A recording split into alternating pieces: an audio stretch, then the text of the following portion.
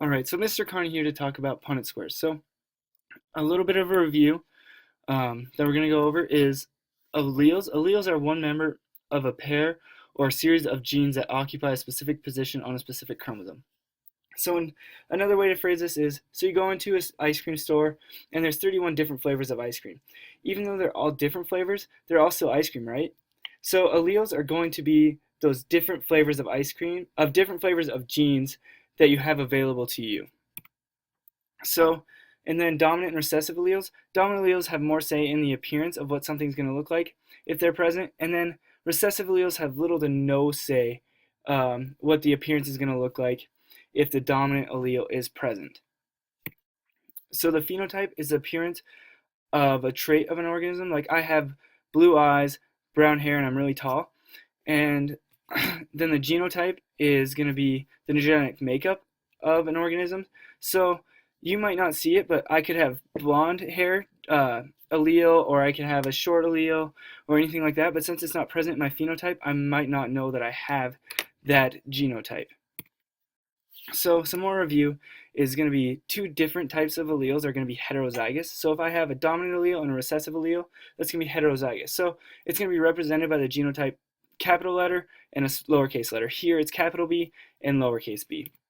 And then homozygous is two of the same alleles, so it's going to be represented by either two capital letters or two lowercase letters. Again, the dominant is going to be those two capital letters, and the recessive is going to be the two lowercase letters. So now we're going to start by drawing a Punnett square. So first you want to start by creating this square, and then you want to divide it in half. And then you want to divide it in half again, giving you 4 equal parts. And so since they're 4 equal parts, they're all going to have 25% chance of happening. So now we're going to start by creating a Punnett square for parents with brown heterozygous eyes.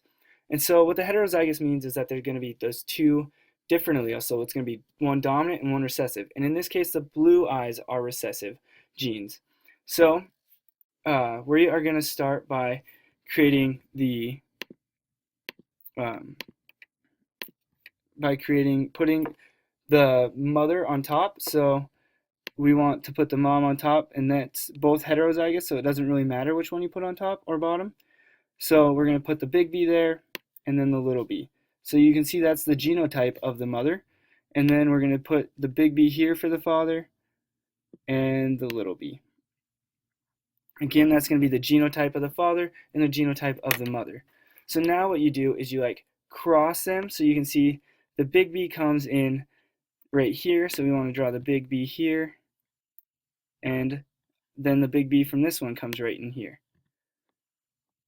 So now we want to create the one down here. So you can see the big B from the mother comes right here, so the brown eye allele comes down, and then the little b from the father comes into this one.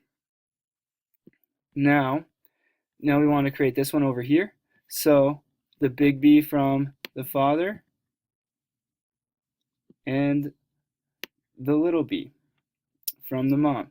And then down here we have two recessive alleles coming together, so little b and little b. So out of all these three, this one's going to be brown, this one's going to be brown, this one's going to be brown as well, and this one is going to be blue eyes because it's both of the recessive alleles, and the other ones have the dominant brown eye allele. All right, so my eyes are blue, and I come from two parents that have brown eyes. So if my phenotype is blue eyes, what is going to be my genotype? So since to get blue eyes, you have to have two recessive alleles. So my genotype is going to be the little b, little b. All right, so now hopefully you guys are kind of familiar with what a Punnett square and how to make them. If not, feel free to ask me questions as you are filling out your own tomorrow in class.